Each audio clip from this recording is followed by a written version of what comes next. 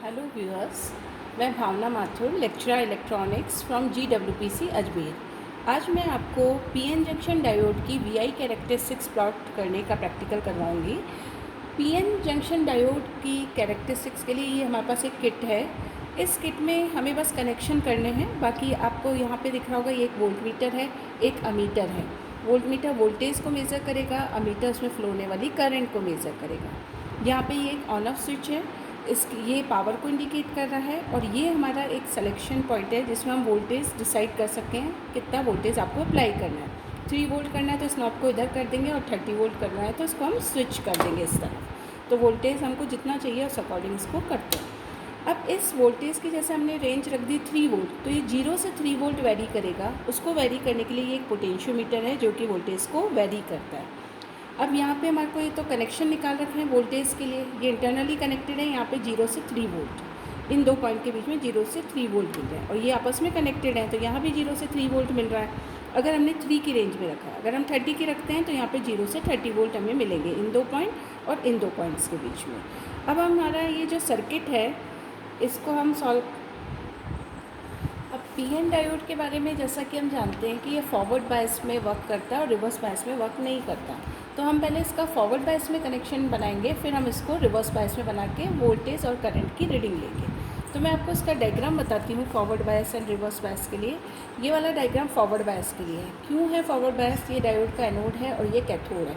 Anode को हमने voltage के पॉजिटिव से जोड़ा है और कैथोड इस मिलीमीटर के थ्रू वोल्टेज के नेगेटिव से जोड़ा है। ये हमारा डीसी आउटपुट वोल्टेज है जो दो रेंज में अवेलेबल है किट पे, 0 से 3 वोल्ट भी और 0 से 30 वोल्ट भी। तो इसका पॉजिटिव को एनोड से, इसका मतलब ये फॉरवर्ड बायस है। वोल्टमीटर क्या करेगा? इस पर अप्लाइड वोल्टेज को मेज़र करेगा। जो हम यहाँ पोटेंशियोमीटर से वोल्टेज वेरी कर रहे हैं वो रीडिंग वोल्टमीटर पढ़ रहा है। और जब ये फॉरवर्ड बायस है तो इसमें करंट फ्लो होगी इस सर्किट में। उस करंट को मेज़र करने के लिए हमने क्या लगाया है? मिलीमीटर लगाया है। तो इससे अपन करंट मेज़र करेंगे। तो मैं अब आपको इसका सर्किट डायग्राम बना के बताती हूँ इसके अकॉर्डिंगली कि किस तरीके से हमको इसको बनाना है। इसका कनेक्शन करने के लिए अभी हमें यहाँ दिख रहा है कि 0 से 3 वोल्ट इस पॉइंट पे भी अवेलेबल है और इस पॉइंट पे भी अवेलेबल है। और ये लाइन डॉटेड नहीं है, पूरी लाइन है, कंप्लीट लाइन, मीन्स ये इंटरनली कनेक्टेड है। अब हम क्या करेंगे, ये जो पॉजिटिव वोल्टेज है वो इसके एनोड पे अप्लाई करेंगे। हम चाहें तो डायरेक्टली यहाँ ले सकते हैं, या ये RS एक रजिस्टर ले लिया, ये करंट को लिमिट करने का काम करता है। तो हमने यहाँ पे RS से कनेक्ट कर दिया। अब हम यहाँ पे ब्लैक की जगह मैं इसको रेड लगा लेती हूँ कि पॉजिटिव जो है वो रेड को इंडिकेट करता है और जो नेगेटिव है वो ब्लैक लीड नॉर्मली यूज़ की जाती है। अब इसका हमने यहाँ पे डायग्राम में हमने देखा था कि इन दोनों के बीच में एक वोल्टमीटर कनेक्टेड है जो यहाँ से यहाँ तक का वोल्टेज मेज़र करेगा। तो वोल्टमीटर हमारा यहाँ लगा हुआ है अलग से। तो इसको कनेक्ट करने के लिए वोल्टमीटर का नेगेटिव को इधर नेगेटिव से कनेक्ट कर दिया, और जो ये पॉजिटिव डीसी वोल्टेज हैं इसको वोल्टमीटर के पॉजिटिव से कनेक्ट कर दिया। ये यहाँ के बीच जो हम पोटेंशियोमीटर से वोल्टेज अप्लाई करेंगे उसको मेज़र करने के लिए वोल्टमीटर काम आता है।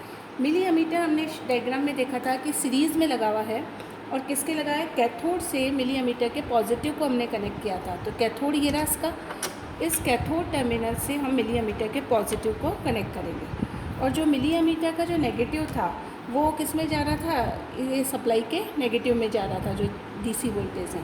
तो इसके नेगेटिव को हमने क्या किया? सप्लाई के नेगेटिव से कर दिया। ये दोनों आपस में जुड़े हैं, यहाँ कनेक्ट करें या यहाँ करें एक ही बात है, तो हमने इसको यहाँ पे कनेक्ट कर दिया।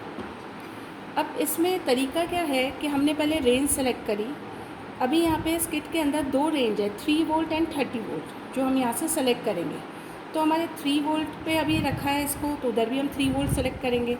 फॉरवर्ड बायस में डायोड में करंट ज़्यादा होती है तो इसको मिली एम्पियर वाली रेंज में रखेंगे एमीटर को, और अगर करंट कम है तो हम किस में रखेंगे? माइक्रो एम्पियर वाली में रखेंगे। तो ये स्विच को अपन टॉगल करके जो भी रेंज चाहें वो सेलेक्ट कर सकते हैं।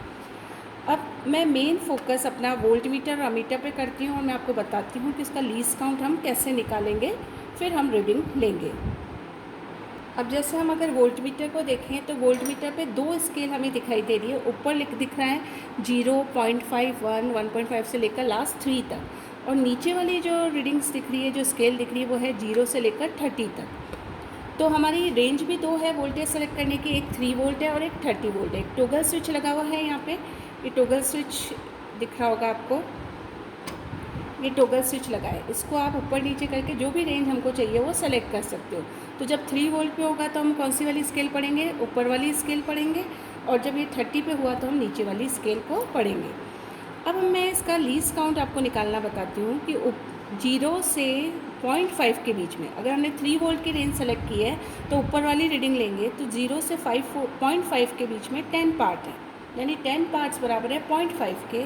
तो 1 पार्ट कितने के बराबर हो गया, 0.5/10 यानी 0.05 के इक्वल हो गया, 0.05 वोल्ट। अगर हमने 30 वोल्ट वाली रेंज सेलेक्ट की है तो हम जो नीचे स्केल रख के 0, 5, 10 लास्ट 30 तक वो वाली लेंगे। इसमें 10 पार्ट्स 5 के बराबर है तो 1 पार्ट बराबर होगा 5/10 यानी 0.5 के। तो इस तरीके से वोल्टमीटर का हम लीस्ट काउंट निकालते हैं और जो भी रीडिंग होगी उसको लीस्ट काउंट से मल्टीप्लाई करके फिर इस रीडिंग को हम लेंगे। अब मैं आपको मिली एमीटर के बारे में बताती हूँ कि उसका लीस्ट काउंट कितना है। अब जैसे हम मिली एमीटर को देखते हैं तो मिली एमीटर में भी हमें एक टॉगल स्विच दिखाई दे रहा है, ये वाला टॉगल स्विच। इस टॉगल स्विच को भी हम ऊपर नीचे करके दोनों में से कोई सी भी एक रेंज सेलेक्ट कर सकते हैं। नीचे वाली रेंज दिख रखी है 10 मिली एम्पियर और ऊपर दिख रखा है 100 माइक्रो एम्पियर। जब ये डायोड रिवर्स बायस में होता है तो इसमें बहुत कम करंट फ्लो होती है, तब हम इस पर 100 माइक्रो एम्पियर वाली रेंज सेलेक्ट कर लेंगे। लेकिन जब फॉरवर्ड बायस में है तो करंट का मान ज़्यादा होता है, तो हमने कौन सी रेंज सेलेक्ट कर रखी है, 10 मिली एम्पियर वाली रेंज सेलेक्ट कर रखी है।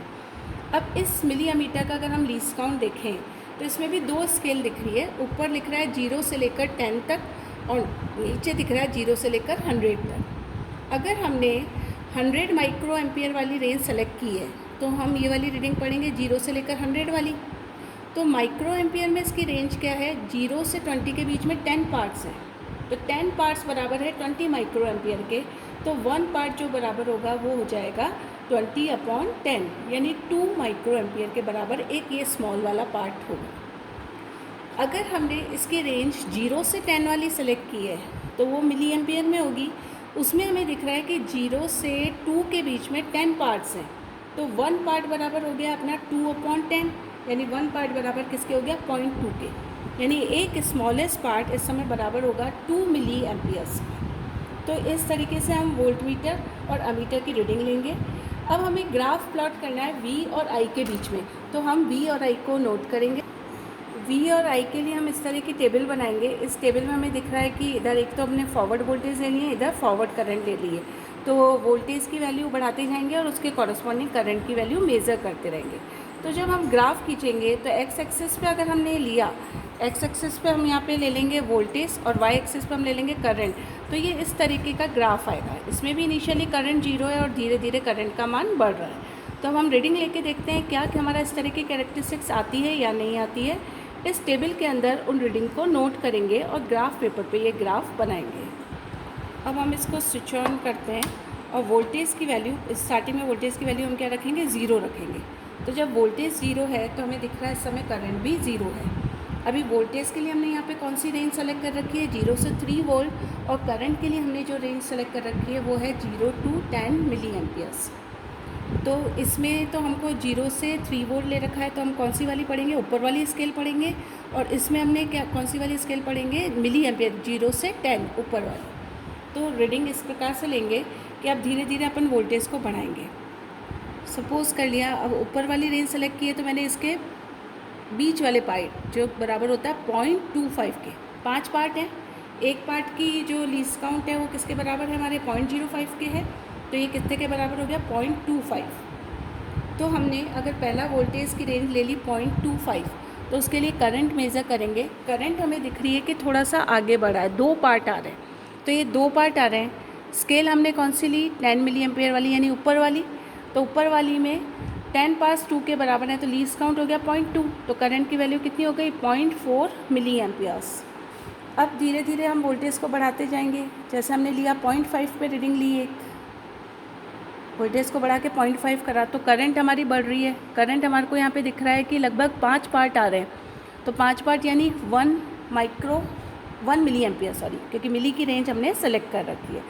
इसके बाद वोल्टेज को बढ़ा के हमने क्या कर दिया, जैसे 1 कर दिया, 1 वोल्ट कर दिया, वोल्टेज बढ़ गया, तो अभी हमारी करंट भी बढ़ गई। 2 के बाद हमारे को यहाँ पे दिख रहे हैं 3 पार्ट्स आ रहे हैं, और ऊपर वाली स्केल ले रहे हैं, तो ऊपर वाली स्केल लेना, तो एक पार्ट पॉइंट के बराबर 0.2 के बराबर है, तो 3 पार्ट बराबर हो गया 0.6 के, और 2 तो आ ही रहा है, तो ये रीडिंग हो गई 2.6। इस तरीके से वोल्टेज को बढ़ाते जाएंगे। वोल्टेज हमारा बढ़ता गया, हम देख रहे हैं करंट भी बढ़ रही है। जब वोल्टेज 1.5 वोल्ट हो गए तो करंट हमारी हो गई 4.4।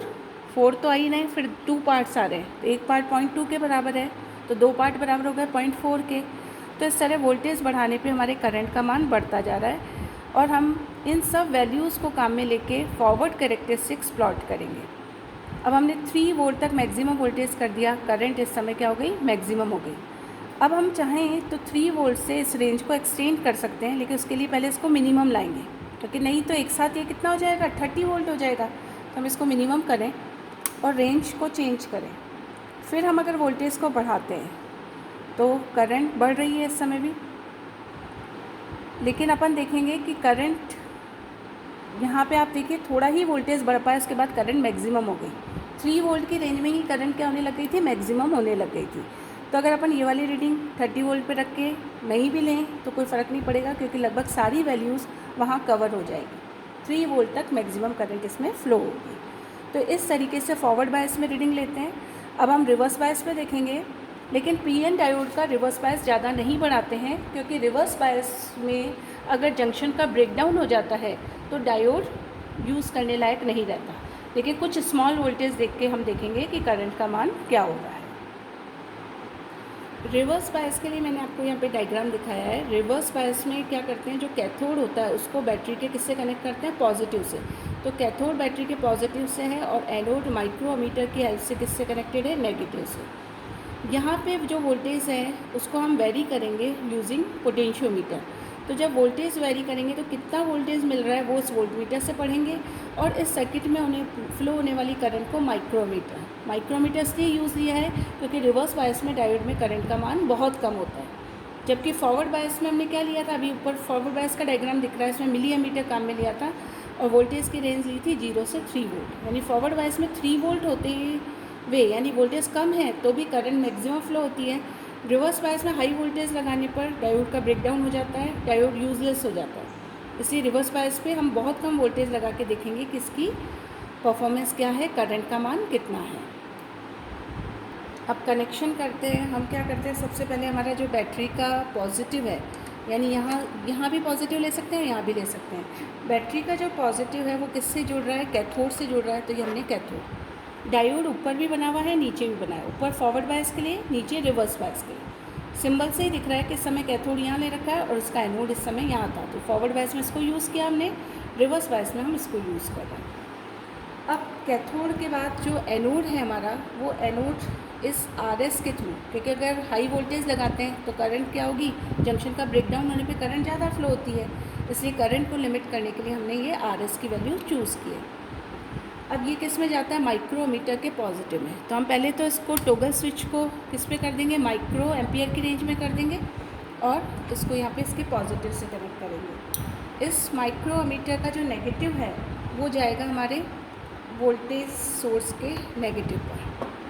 अब ये कनेक्शन कर दिए, लेकिन इस समय वोल्टमीटर तो आया ही नहीं सर्किट में। वोल्टमीटर हमेशा पैरेलल में लगता है, तो यहाँ से यहाँ तक का वोल्टेज अगर अपन को मेज़र करना है तो यहाँ पे पॉजिटिव से किसको कर देंगे, हम वोल्टमीटर के पॉजिटिव को कर देंगे। पॉजिटिव के लिए नॉर्मली रेड लीड काम में लेंगे और नेगेटिव के लिए ब्लैक लेंगे। हालांकि कोई से भी कलर की यूज़ कर सकते हैं, लेकिन नॉर्मल ट्रेंड ये है। और नेगेटिव को वोल्टमीटर के किससे जोड़ देंगे, हम नेगेटिव से जोड़ देंगे। अब अपने को ये कह रखा है कि 30 वोल्ट हाई वोल्ट अपन ने यहाँ पे लिए, और इसको किस रेंज में ले लिया, माइक्रो एम्पियर्स में ले लिया करंट के लिए।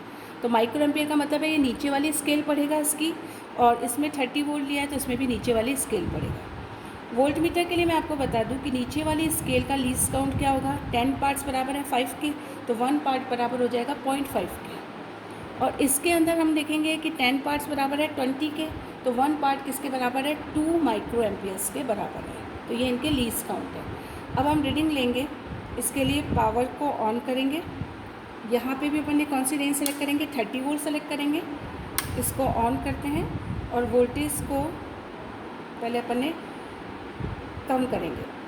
वोल्टेज इनिशियली ज़ीरो है, धीरे धीरे वोल्टेज को बढ़ाएंगे तो करंट, अगर अपन वोल्टेज को कम रखते हैं, सपोज़ करा आपने वोल्टेज कम है, तो वोल्टेज बढ़ाने पर भी करंट हमारी क्या आ रही है, ज़ीरो आ रही है। बहुत कम करंट में थोड़ा सा चेंजेस आ रहे हैं। ऐसा चेंजेस इसलिए आ रहे हैं क्योंकि अभी हमने देखा था हमारी ये नोब मैक्सिमम पे थी, 30 वोल्ट पे थी, और करंट एकदम तेज़ी से हुई, तो डायोड के डैमेज होने के चांसेस रहते हैं। इसलिए कोशिश ये करनी चाहिए हमारे को कि इसको पहले हम मिनिमम पे रखें और फिर हम क्या करें, इसकी वैल्यू चेंज करके देखें कि करंट बढ़ रही है या नहीं बढ़ रही है। इसके अंदर जब हमने इसको धीरे धीरे वोल्टेज बढ़ाया तो इनिशियली वोल्टेज तो बढ़ रहा है, लेकिन करंट की वैल्यू इनिशियली क्या है, ज़ीरो है। फिर अगर जंक्शन का ब्रेकडाउन होगा तो इसमें करंट क्या होगी, तेज़ी से बढ़ेगी। अभी हम वोल्टेज को बढ़ाते जा रहे हैं और वोल्टेज को मैक्सिमम कर दिया, यानी 3 वोल्ट के आसपास हमने कर दिया, तो करंट लगभग अभी क्या है, ज़ीरो है। अब अगर मैं 30 वोल्ट वाली रेंज में ले जाऊँ इसको मिनिमम करके, तो हम देखेंगे कि जब हमने इसको इधर किया, यानी अब अपन वोल्टेज अगर धीरे धीरे बढ़ाएंगे तो करंट बढ़ रही है। अब जैसे 3 वोल्ट के आसपास करंट इसमें थोड़ी सी फ्लो होना शुरू हुई, ये करंट होती है थर्मली जनरेटेड माइनॉरिटी कैरियर्स के कारण। अब अगर हम इसका रिवर्स वोल्टेज बढ़ाते हैं तो जंक्शन का ब्रेकडाउन होता है और करंट क्या होती है, तेज़ी से बढ़ती है। करंट तेज़ी से बढ़ती है, वो वाला वोल्टेज इसका कहलाता है ब्रेकडाउन वोल्टेज। तो रिवर्स बायस के अब हमने क्या कर लेंगे, वोल्टेज मेज़र करते जाएंगे और उसके रेस्पेक्ट में करंट मेज़र करेंगे। उसके लिए एक अलग टेबल बनाएंगे वी एंड आई की, और उनके बीच में कैरेक्टरिस्टिक्स प्लॉट करेंगे। तो इनिशियली तो करंट का मान क्या रहता है, ज़ीरो रहता है। फिर करंट तेज़ी से बढ़ती है, उस समय जंक्शन का ब्रेकडाउन हो जाता है। इस तरीके से पीएन डायोड वाले सर्किट की हम पीएन डायोड की वीआई कैरेक्टरिस्टिक्स प्लॉट करेंगे। अब मैं रिवर्स बायस में आपको इसकी कैरेक्टरिस्टिक्स दिखाती हूँ कि किस प्रकार की होगी। इस समय हम देखें तो ऐसी टेबल बनाएंगे रिवर्स वोल्टेज और रिवर्स करंट के लिए। वोल्टेज हम बढ़ाते जाएंगे और करंट हम यहाँ मेज़र करेंगे। तो जब देखेंगे हम इनिशियली तो करंट लगभग जीरो से थोड़ी ही ज़्यादा है, वो करंट होती है माइनॉरिटी कैरियर के कारण। फिर करंट तेज़ी से बढ़ती है और वोल्टेज क्या होने लगता है, लगभग कांस्टेंट होने लगता है। तो इस तरह की कैरेक्टरिस्टिक्स आएगी। तो आज हमने पीएन डायोड की वीआई कैरेक्टरिस्टिक्स प्लॉट करी, फॉरवर्ड बायस में भी और रिवर्स बायस में। Thank you.